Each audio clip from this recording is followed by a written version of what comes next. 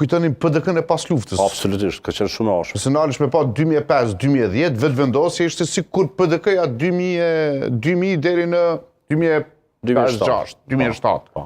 Ka qenë shumë e ashpër, ka qenë shumë e ashpër. Dhe njerëzit nuk i din këto narracione. Kanë pas rolin e polisit mirë, polisit kuq, polisit mirë, polisit keq. Për shkak Jakub Krasniqi, shumë i respektuar, monte një vijë shumë të ashpër, dikush tjetër pastaj e bënte policin e mirë, e tjera, domethënë po kanë qenë. Si ka qenë ai Kuperat, si ka qenë ai ndërmjetësues, po më kryeadministratori që kishte problem. E tash dalte një temë që unë më zi pres ta pyes Albatos Rexhen. Çka prezanton Ulmiku për ty? Po, themelet e shtetit Kosovës janë vendosur mbi atë gjë që është kriju në 99-2008. Atë ta kemi të qartë, domethënë se komplet shteti jonë është ndërtuar mbi ato themele, mbi atë gjë që është kriju, por nisën duhet me thonë qartë që në fillim pas luftës në Kosovë kanë ardhur ndërkombëtar të tjerë, sot janë të tjerë. Ndërkombëtarët e pas luftës kanë qenë njerëz që kanë pas ndjeshmëri për.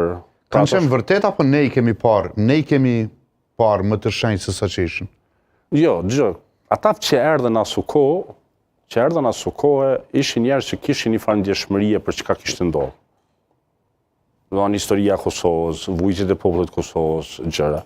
Kishin një farë lloj, kishin ndjeshmëri edhe kishin informacion për ato që kanë ndodhur. Pastaj kanë qenë edhe njerëz me formim shumë të madh, domethënë njerëz se cilët sot në përvendet e tyre janë bërë shumë të mëdheja dhe kanë pozita shumë të rëndësishme. Kështu që disa ndërkombëtarët që janë tani janë tjerë, janë lënë shumë për të dëshiruar.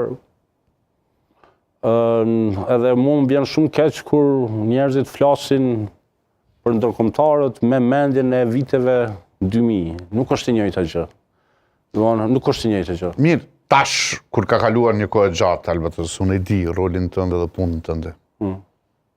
A duket që ka pas një lloj kështu unmikizimit të shoqërisë? Në fakt çfarë do të më thonë këtë punë? Çfarë do të më thonë këtë punë? A që krijuar një lloj elite kështu e yes menve që flisnin anglisht? Dëgjoj tash. Dhe që pretendonin që tash gjithë vendimmarrja në Kosovë duhet të jetë nëpërmjet dozyreve ndërkombëtare atje që. Dëgjoj tash. Tu janë dy kategori. Se një kohë ka qenë privilegj i madh me qenë edhe vetëm për këtë në mik. E ke parasysh, e ke pas një kategori. Absolutisht. Një status tjetër social. Absolutisht. Për kthyesi policisë ka qenë dikush. Tu janë dy kategori njerëzish. Është kategoria njerëzve që nuk kanë bërë kompromise.